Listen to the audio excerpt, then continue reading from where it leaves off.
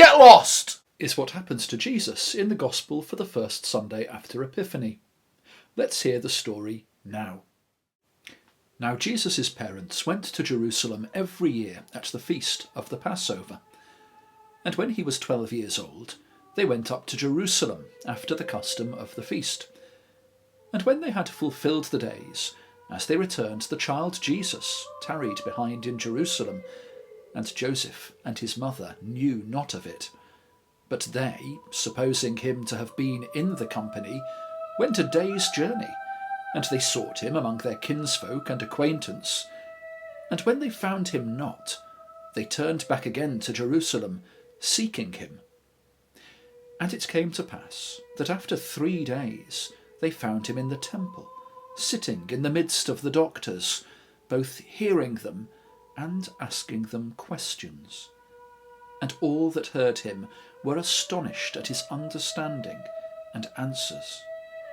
And when they saw him, they were amazed. And his mother said unto him, Son, why hast thou thus dealt with us? Behold, thy father and I have sought thee sorrowing. And he said unto them, How is it that ye sought me? Wist ye not that I must be about my father's business? And they understood not the saying which he spake unto them.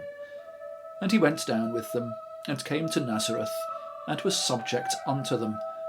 But his mother kept all these sayings in her heart. And Jesus increased in wisdom and stature, and in favour with God and man. Some tricky words in there in that King James version, the traditional version of St. Luke's Gospel. So let's just run through the story and make sure we've got it right. Jesus' parents and his wider family, cousins and so on, have gone in a big group to Jerusalem, which is the Jewish capital, even though it was under Roman rule at the time, for the annual celebration of the Passover. This is because there was the great temple of the Jews in Jerusalem. Sadly, it got destroyed in AD 70 by the Romans, but in Jesus' time it was there. It was one of the great wonders of the world, an architectural marvel, and it's where the Jewish people would go, if they possibly could, to offer the sacrifice of the lamb for the Passover. The Passover, I hope you know, is the feast when Jewish people, like Jesus, remember and think back to the time of Moses, about 1,000 years before Jesus was born, setting the Israelites, the precursors of the Jewish people, free from slavery. They'd been slaves in Egypt. You might remember the story of Pharaoh and so on.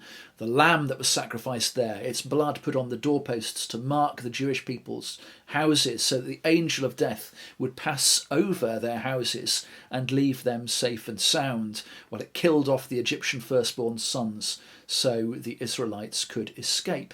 So this is why Jesus and his family are in town at this special time of year, which also, by no coincidence, coincides with the timing of Easter, the Christian celebration. And we'll see some of the links to that in the story as we go on. So they're there in Jerusalem, and they're not just there as a little nuclear family of, 2 parents and 1 child like we might imagine. They're there as a huge crowd, a huge big Jewish family.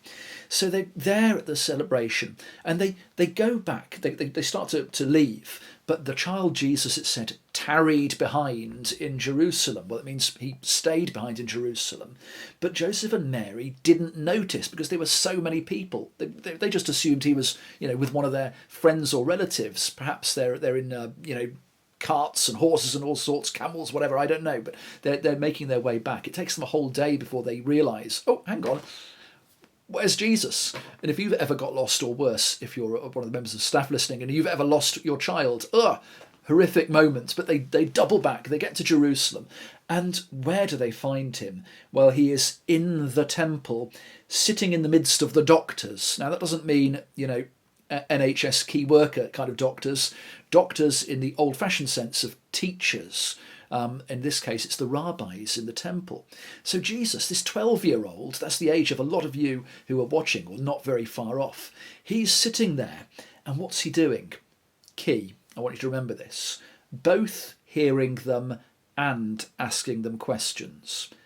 Both hearing and asking questions. I'll come back to that in a minute, but let's finish the story first. His parents are amazed.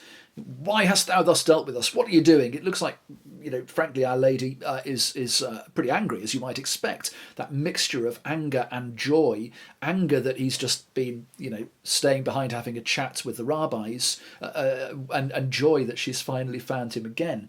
And he says something rather strange because, poor old Joseph is standing there and he says, "Oh, wist ye not?" That means in older English, "Don't you know?" Think of the German wissen, if you do German. Wist, do you know? Wist ye not? Do you not know that I must be about my Father's business? Well, you'd think Joseph might be a bit put out because his business is carpentry. It's making things with wood. That's what Jesus would have been brought up learning how to do. And he's not doing that. He's talking about religious matters, talking about God with these people in the temple. And of course, this is because Jesus is saying that his true Father is, in fact, God. He's doing his Father God's business in the temple, preaching and teaching, hearing and asking questions of these rabbis in the temple. But in the end, he, as it says, submitted to his parents. So he didn't say, "Ha, I'm the Son of God. Thanks very much, Mary and Joseph. Off you go." Not at all. Not a bit of it. He submitted to them as his parents, humbly, and went home with them. And it's because he did that that he grew. He increased in wisdom and in stature, in social standing, I suppose, and in favour with God and man, which means people in general.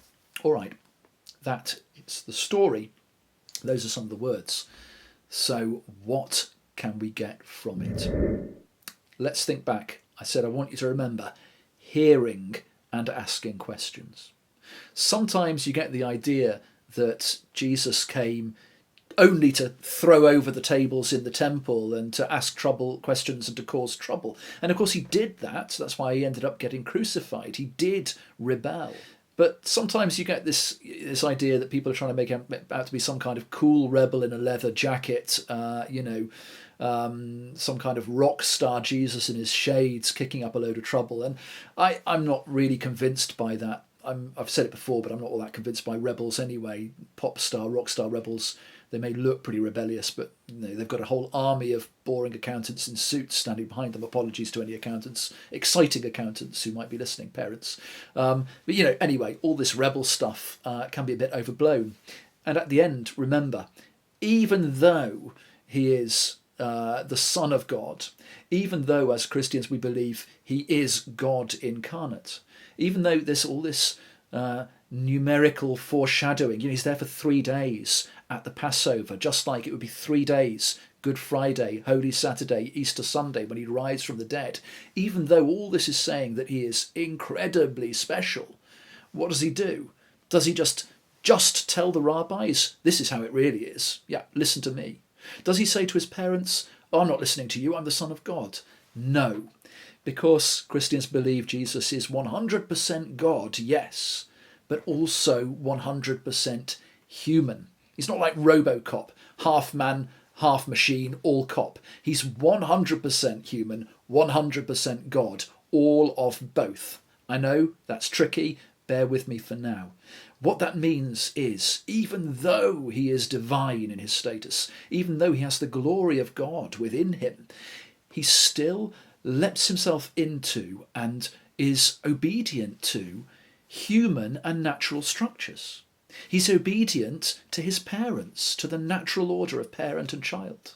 He listens to the teachers. He doesn't just think, yeah, I'm young, I know it all, I'm going to tell you what to do. No, he listens to the rabbis and asks them questions as well. Not just questioning, not just challenging, good things to do, but he listens too, and that's important. He'll even keep to the natural order of death. This is God we're talking about, entering into death itself, going among the diseased and the poor, and then going all the way to death as a criminal on the cross. He will taste of the fullness of nature in all its good and all its bad. So don't think that Jesus is just here to turn all the natural order upside down, throw away everything that is natural, throw away all of our social structures and constructs. He's not here to throw them away or to break them. He is here to bless them and to perfect them and to bring them to the fullness of what they are. He's here to take our very mixed relationships with our parents, maybe, with our teachers, maybe, with one another, with the relationships between social classes, the relationships between the different sexes, the relationships between the different races and countries. And he's not there to make us divided and fight. He's there to bring them to the fullness of what they should be, to the fullness of unity and the fullness of love. Grace does not destroy nature, but perfects it. That's part of the message of this gospel, at the macro scale. But at the micro scale, perhaps something for us to take away is, yes, Jesus challenges, Jesus criticises the powerful, certainly. He asks questions, as it says here. You must do the same. But, crucially, he listens first. You must do the same, and I must do the same. The world might be a much more bearable place if we were all more ready to listen than we were to speak. I invite you to rest your eyes on one of these images of God's love as we pray. Perhaps on one of the images of Our Lady and her love for our Lord. Perhaps on the image of the Trinity, that image of love between the Father and the Son outpouring into creation in the Holy Spirit. Or the image of love crucified for us, that boy who got lost in the temple, losing his life, becoming our new temple, our new paschal lamb, our new sacrifice, that we may have eternal life of love for us. Or at the candle, the fire, the heat of love, and the light that it brings.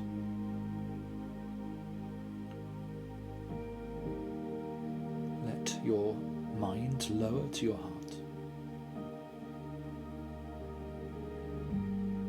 And call to mind anyone, anything, any circumstance that needs your prayer, your attention, and God's love at the moment.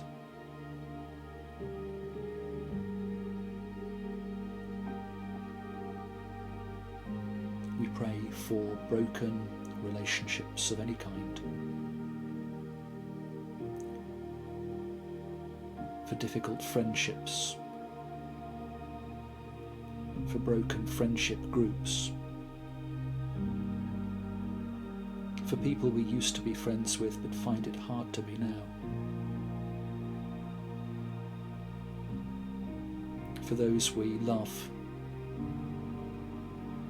those whom it is difficult to love,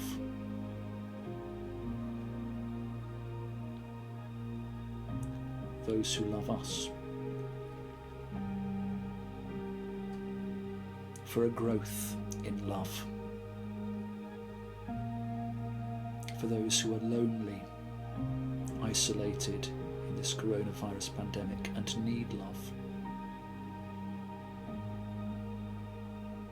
And we continue to pray for all the doctors, nurses and medical support staff looking after those who are sick, for all those who are ill with coronavirus or any other illness, for those who are keeping our economy and business going, that we may continue to care for those in need in this country, and for a growth in love, an ending to violence and aggression.